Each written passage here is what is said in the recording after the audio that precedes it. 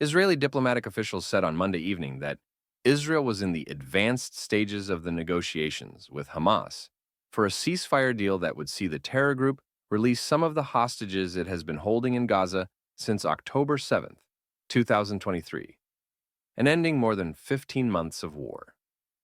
Israel finds itself yet again at the crossroads of profound ethical, strategic, and humanitarian dilemmas. On one side lies the potential for saving lives, an inherently sacred principle in Jewish and Israeli culture, while on the other, the risks associated with negotiating with an entity whose stated goal is the destruction of Israel cannot be overlooked. As news emerges of advanced negotiations between Israel and Hamas over a possible hostage deal, it is imperative to evaluate this complex issue with intellectual rigor and compassionate consideration.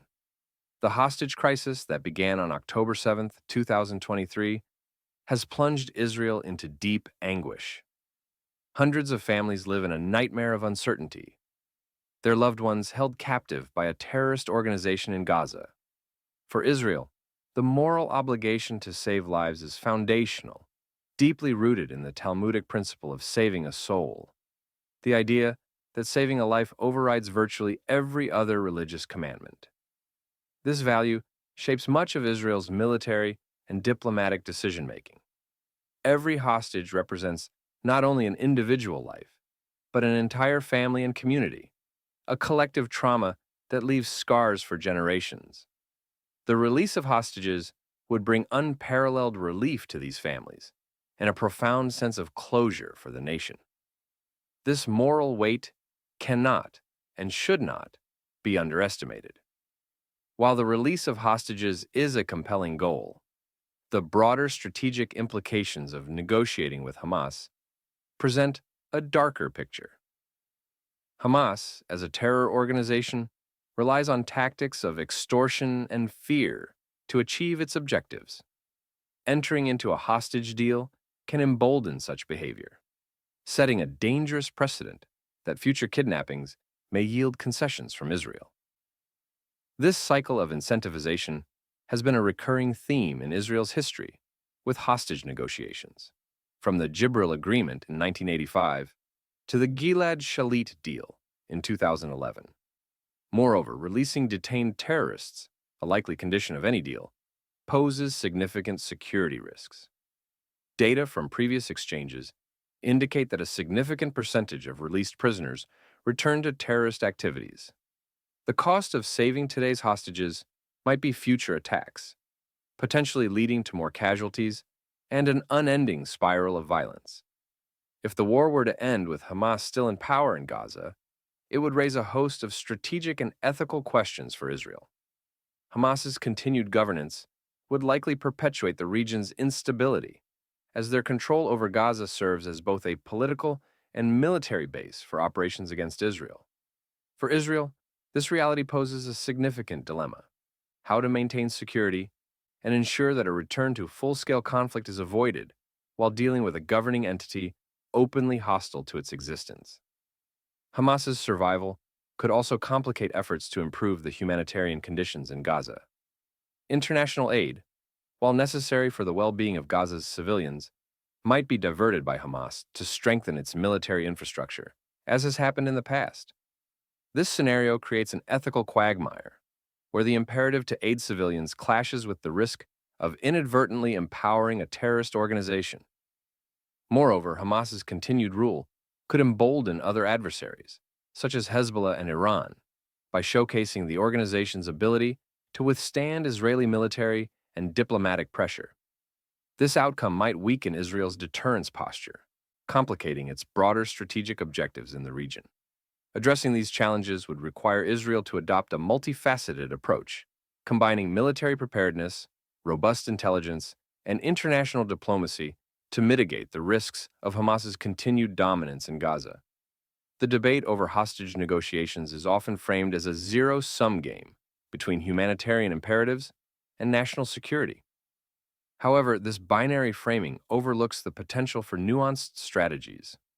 Israel's intelligence agencies, renowned for their capabilities, can negotiate while simultaneously implementing measures to mitigate future risks.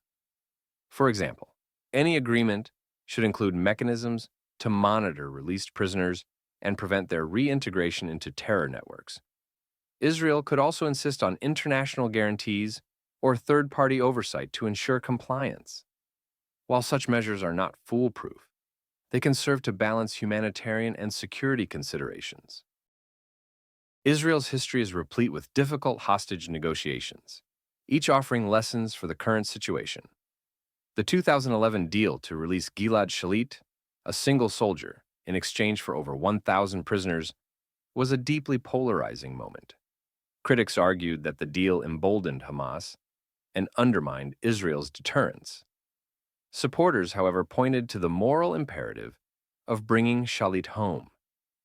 The Entebbe raid of 1976, a dramatic rescue operation rather than a negotiated deal, offers another perspective. While such military actions carry immense risks, they demonstrate that Israel has alternatives to outright capitulation. The feasibility of a similar operation today, given the geographic and political complexities of Gaza, remains highly uncertain. Nonetheless, the principle of creative and bold solutions should guide Israel's approach. Any hostage deal will inevitably carry significant international implications. Israel's decision-making will be scrutinized by allies and adversaries alike. Western democracies, particularly the United States, may view a deal as a humanitarian achievement, but could also worry about the broader implications for counterterrorism policies. On the other hand, adversaries such as Iran and Hezbollah will closely analyze Israel's actions for signs of weakness. A perceived capitulation could embolden these actors, leading to increased aggression along Israel's northern border or elsewhere. The international community's response could also shape Israel's future options, either constraining or supporting its ability to act decisively. Israeli society itself is deeply divided over the issue of hostage deals.